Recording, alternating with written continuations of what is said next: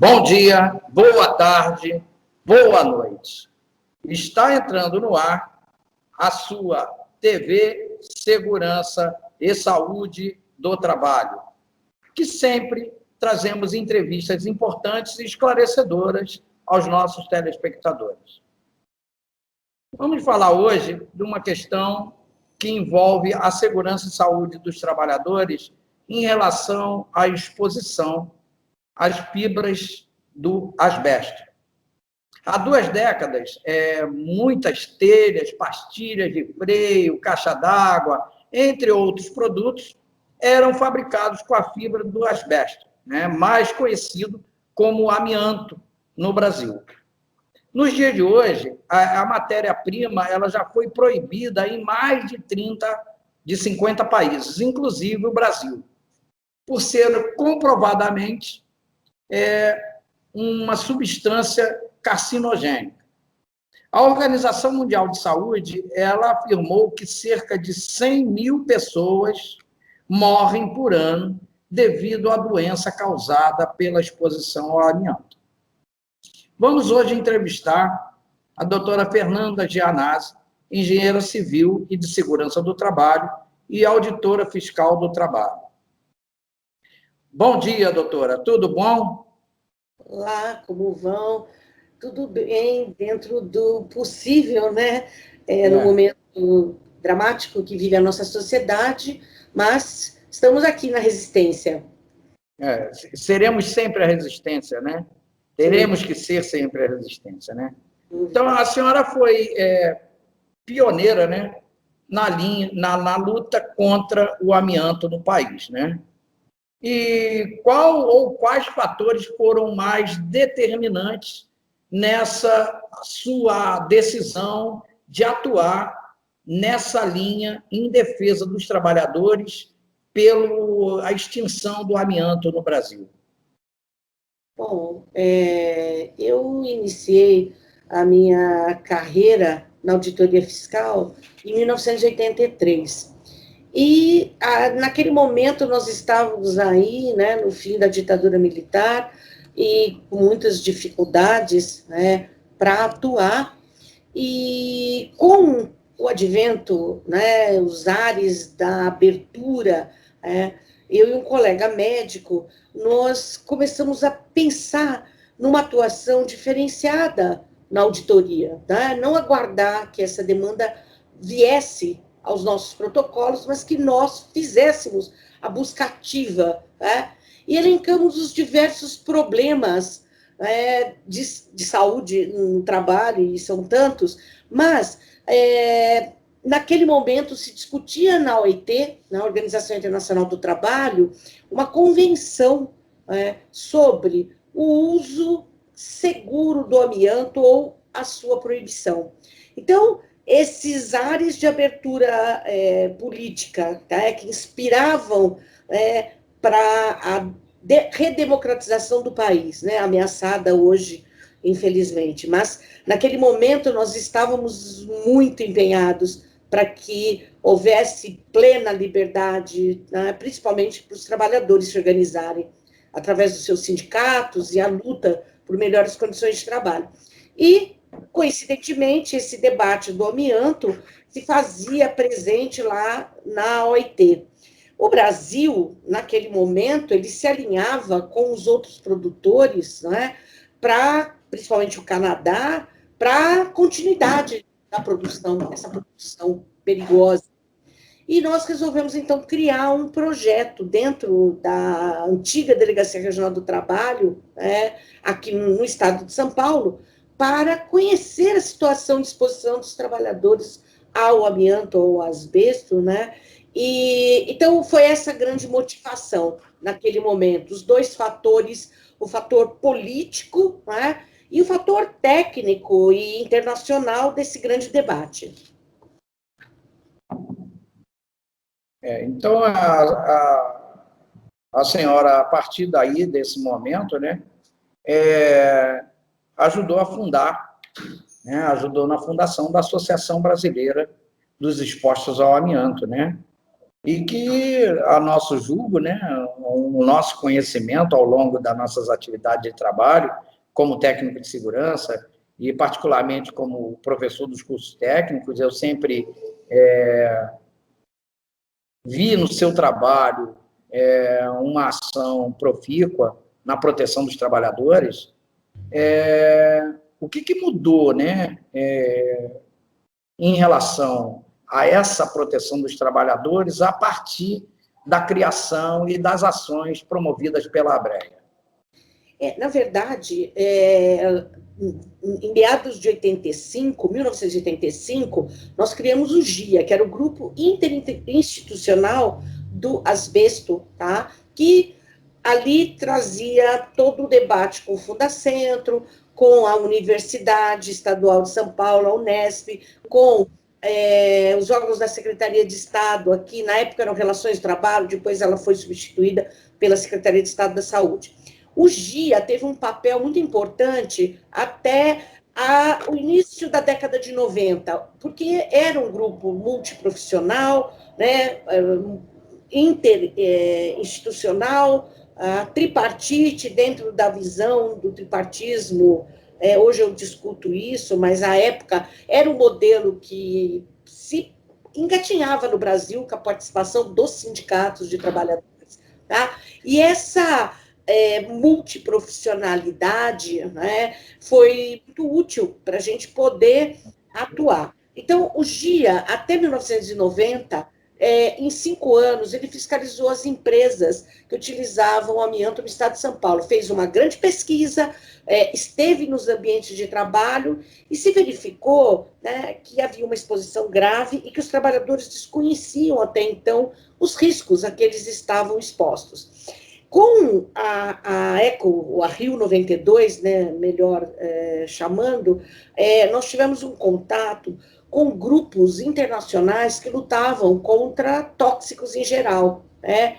E ali, naquele momento, o deputado Carlos Mink, né, deputado estadual aí do Rio de Janeiro, já denunciava, né, que no aterro do Flamengo, as instalações do Fórum Global, das ONGs e movimentos sociais, tinham utilizado muito amianto, né, dentro de uma conferência das Nações Unidas para o Meio Ambiente e Desenvolvimento. Acabava sendo uma incoerência, né?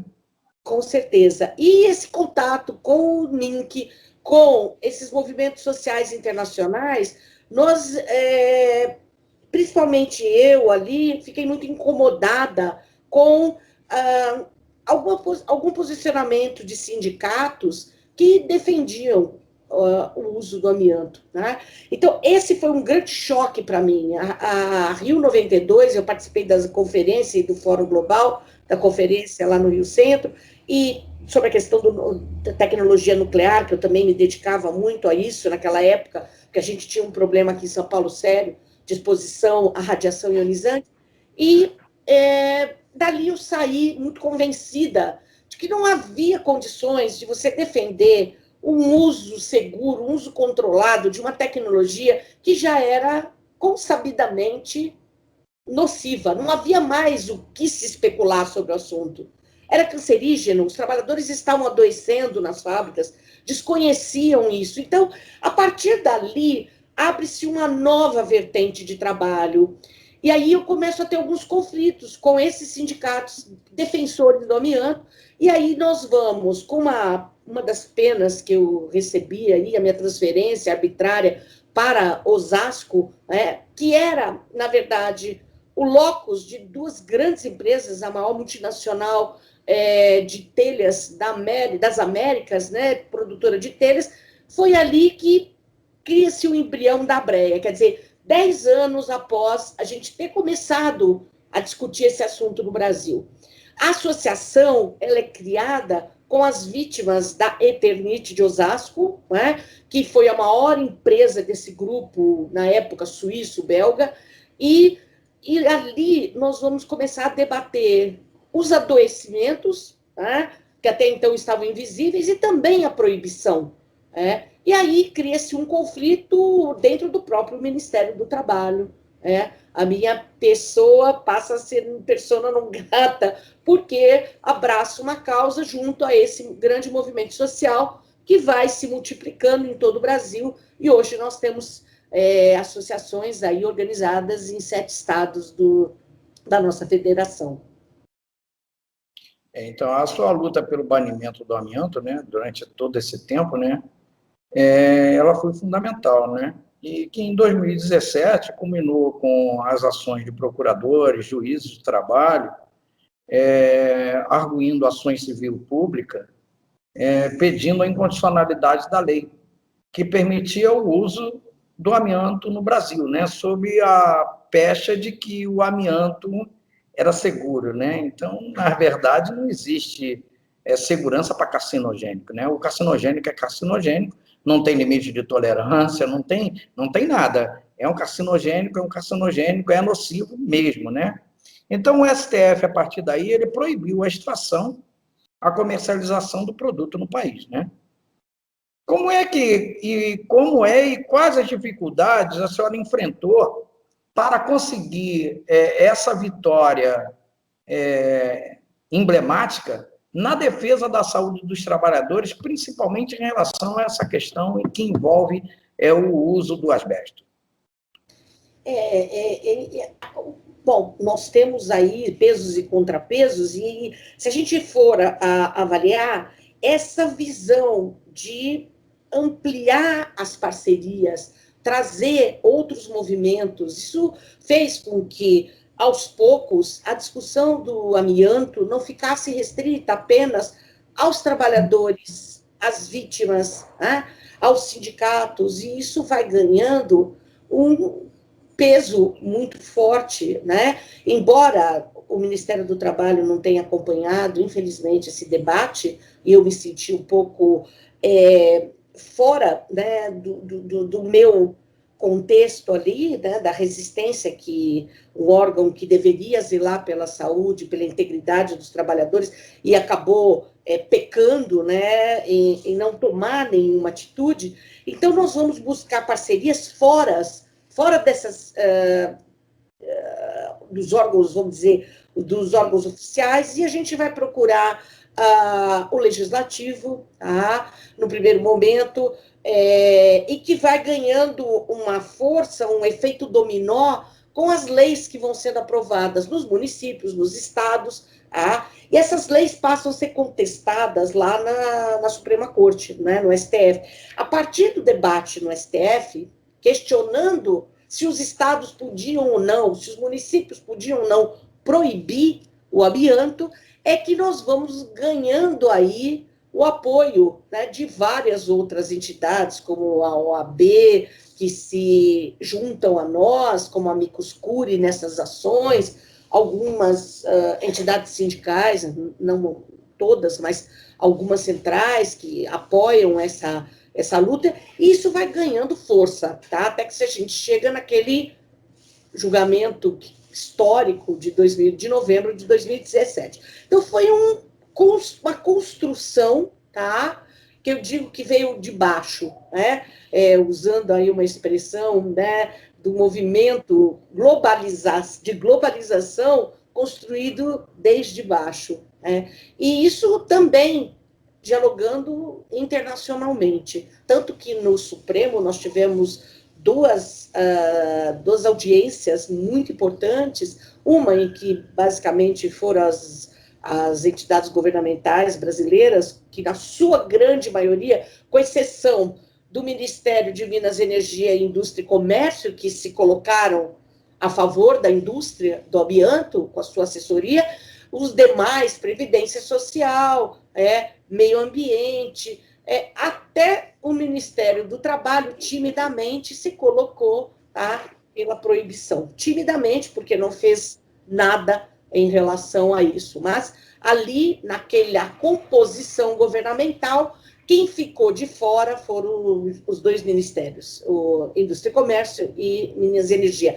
No outro dia, foram grandes técnicos, né, conhecedores profundos, né, internacionais, inclusive internacionais, que vieram para esses debates. O Supremo tem posições ainda divididas, não é que é unânime, mas a gente acabou aprovando em 2017 o banimento do amianto no Brasil, em todo o território nacional, com efeito vinculante, quer dizer, os órgãos do judiciário teriam de seguir ali o que foi determinado pela corte. Tá? Implementar isso que é o mais complicado num país onde nós temos leis, decisões supremas e que ainda conseguem ser confrontadas, como essa aberração da lei do Estado de Goiás, que após todo o esforço que nós tivemos, o governador Ronaldo Caiado, que é médico, e a gente até duvida dele, como médico, porque ele aprovou, ele sancionou uma lei que permite a extração do amianto em Goiás para fins de exportação. Isso está causando uma série de problemas para nós. Já foram feitos vários apelos ao STF para que pacifique esse debate, mas, infelizmente, até agora, junta a morosidade, a inércia, interesses, e a coisa está embolada. Vamos dizer, o meio de campo continua embolado. Quer dizer que nessa posição, criada aí pelo governador de Goiás, com o intuito de, através de uma lei que para mim é inconstitucional, porque já existe uma decisão de corte superior e que com efeito vinculante, que não há o que se fazer contra, ele tentar trazer de volta o desalento ao seio da sociedade com o uso dessa fibra. Só que aí ele alega agora que não é usado no Brasil, é exportado, mas dá no mesmo, tanto faz, nós não vivemos numa ilha, embora muitos achem que nós vivemos numa ilha, nós não vivemos numa ilha, Então o Brasil, ele é parte do globo, Ele é uma parte de um todo, então ele não pode, na verdade, sob a alegação de que está exportando, ele exportar o amianto.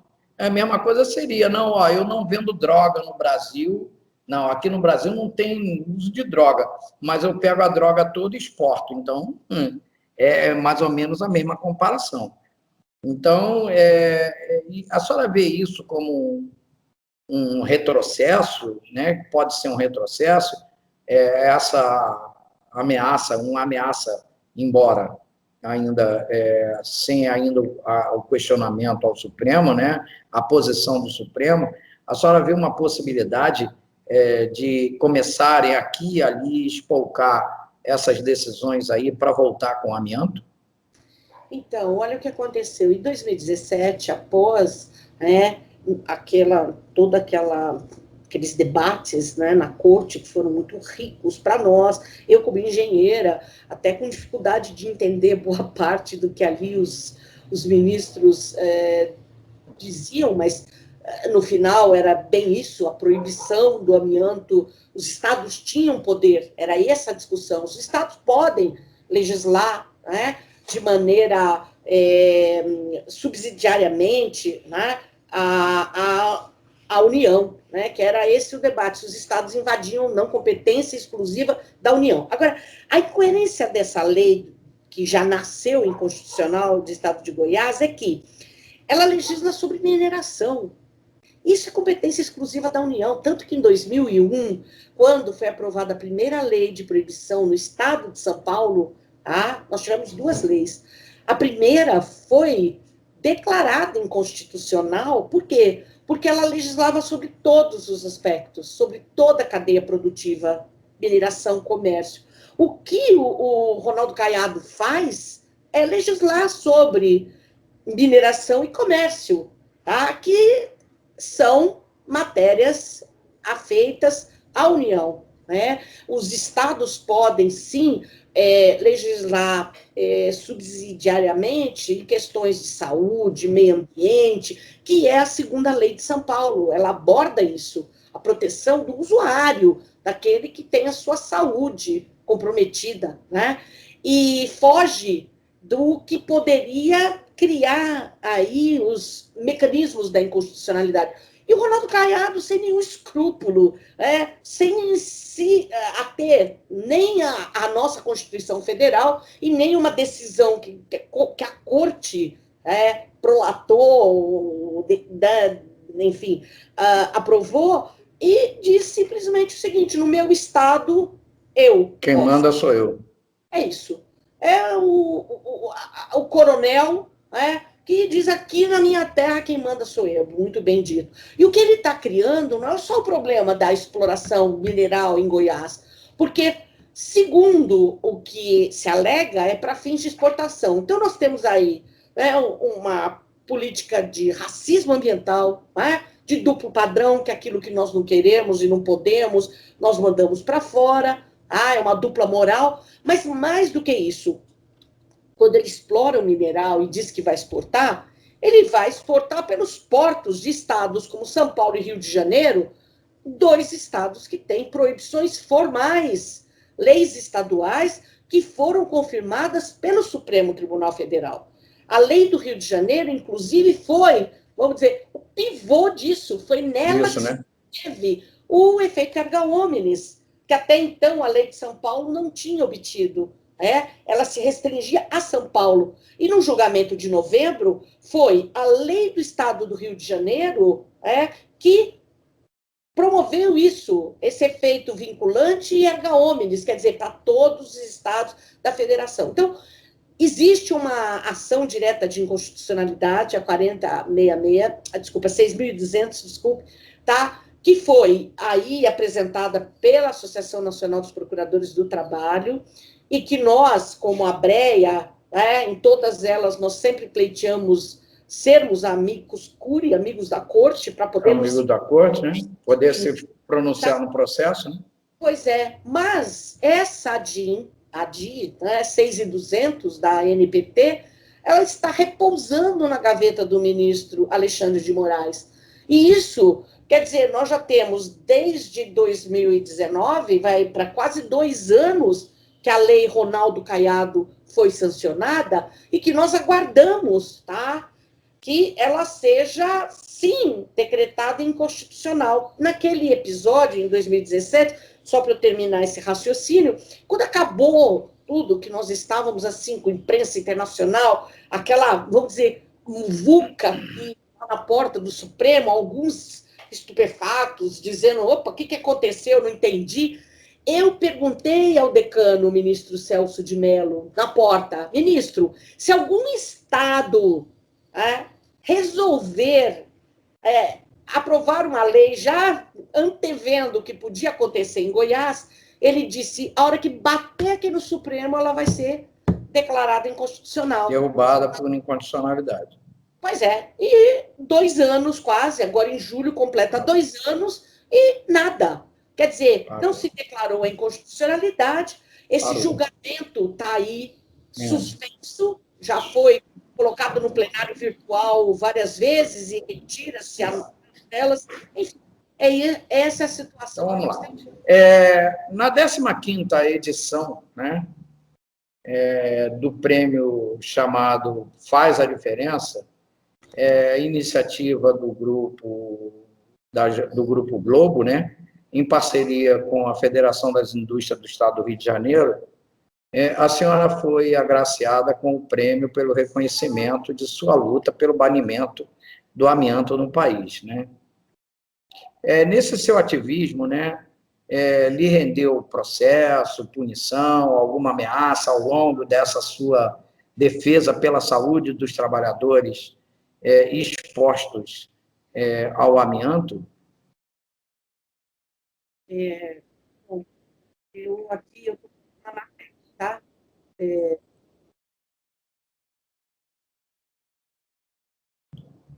A senhora me ouviu?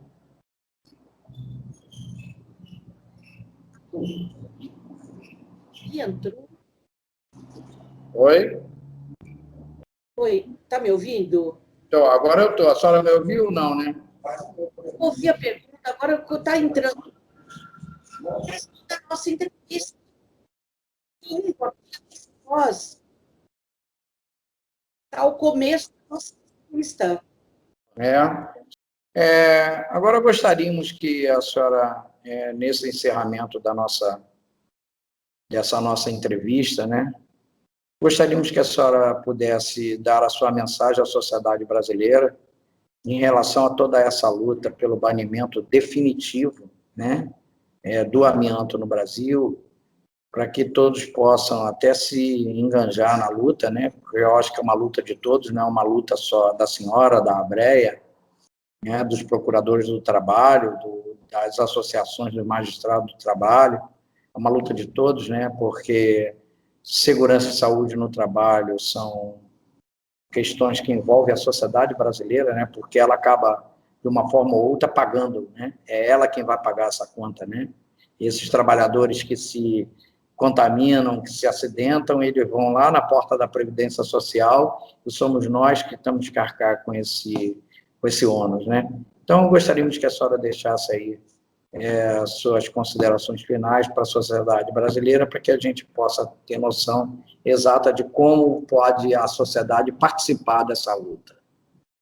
Bom, em primeiro lugar, dizer que a luta continua, nós ganhamos batalhas importantes, mas essa guerra ainda não acabou, há muitos interesses ainda, tá, que estão aí lutando, esses grupos de interesses, esses lobbies, né, que ainda continuam, né, nos subterrâneos aí do poder, fazendo aí as suas pressões, e a gente precisa de uma definição do Supremo, e a gente espera que isso aconteça o mais rapidamente possível. Uma outra questão que eu coloco aqui para a nossa coletividade, a nossa comunidade da área de segurança e saúde no trabalho, que é o absurdo que ocorreu com a extinção do Ministério do Trabalho, tá, da qual eu fiz parte por 30 anos, e que hoje foi incorporado dentro da lógica do capital, o Ministério da Economia, que não tem nenhuma vocação, né, e que para não o trabalho, né? Para o trabalho, e ao contrário, ele só vê nisso formas de cada vez mais acumular riquezas para grupos, né, da classe, né, empresarial, não tem nenhum olhar para os trabalhadores, e eu estou enfrentando isso, por exemplo, na questão do porto, nós tivemos de recorrer à vigilância sanitária, à Anvisa, enfim, ao Ministério Público do Trabalho, parceiro número 1 que nós temos hoje na luta anti-amianto, e o Ministério dito da Economia, né, que é o Ministério antitrabalhador, ele não fez nada, né, até agora.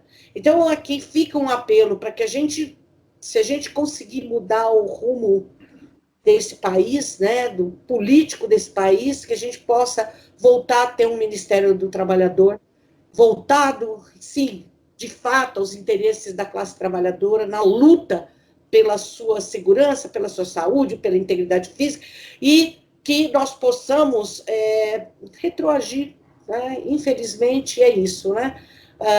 Ao invés de nós avançarmos, nós estamos vendo isso nas alterações das normas regulamentadoras, que está um rolo compressor sobre os trabalhadores, e muitos sindicatos fazendo parte disso, sim, e não se dando conta disso, inclusive os técnicos de segurança, mais do que todos, sabem o que eles querem fazer com o SESMIT, né, a terceirização do SESMIT, né, e o que vai trazer prejuízo, né, não só do ponto de vista da corporação, tá, mas principalmente da proteção dos trabalhadores. Então, fica aqui um apelo, mais do que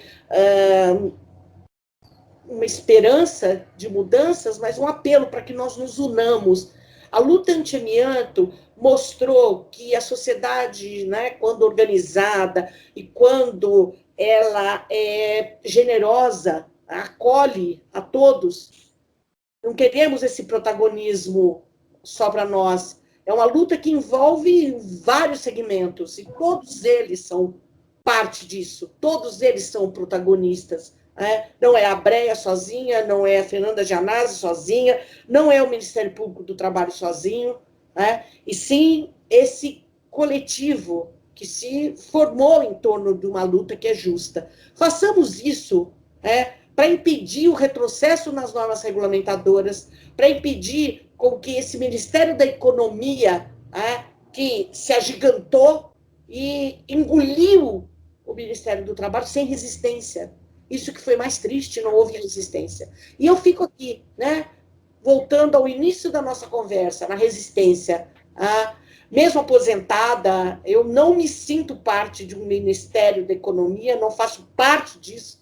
Vou continuar falando que eu sou do Ministério do Trabalho, que fui do Ministério do Trabalho, que com todas as dificuldades que a gente enfrentou ali, que não foram fáceis, dentro da instituição, não foi fácil, fazer esse debate do banimento do amianto ali, sem apoio, e nós conseguimos, porque nós nos unimos com as pessoas do bem. Então, aqui fica um apelo aos técnicos de segurança do trabalho, não só do Rio de Janeiro, mas de todo o país, que engrossem essa multidão, né, para que a gente possa voltar a ter um país onde os direitos dos trabalhadores realmente sejam preservados, e que o mundo do trabalho não seja essa selvageria que a gente está enfrentando e visualizando, vislumbrando que continuará dentro dessa lógica.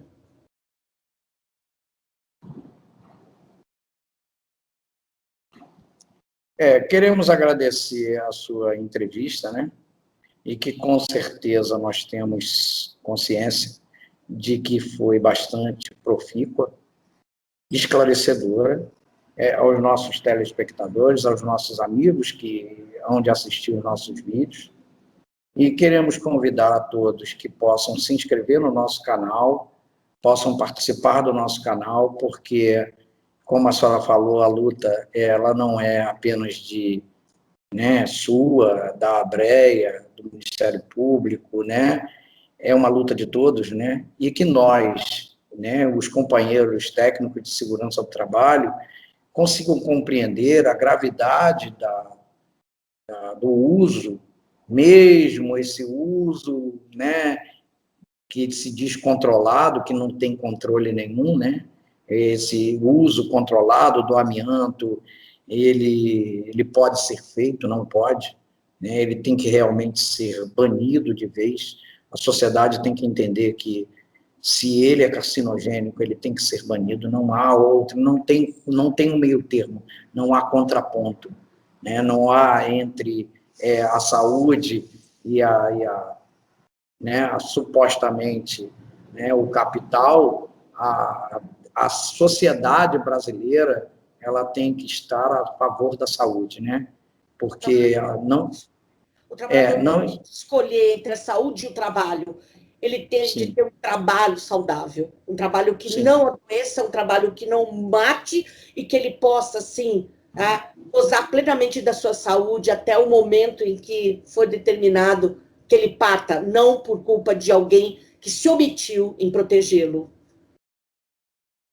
Tá ok. Mais uma vez lhe agradecemos, essa participação e esperamos que, nessa luta pelo banimento do amianto, as nossas aspirações elas sejam atendidas pelo Supremo Tribunal Federal e barre principalmente essa lei que hoje está vigindo desde 2019, no estado de Goiás, com essa história de exportar o amianto. Então, esperamos que realmente isso venha a acontecer. E, mais uma vez, agradecemos a sua participação. Muito obrigado, um bom dia para a senhora, e agradecemos a todos que estão nos ouvindo.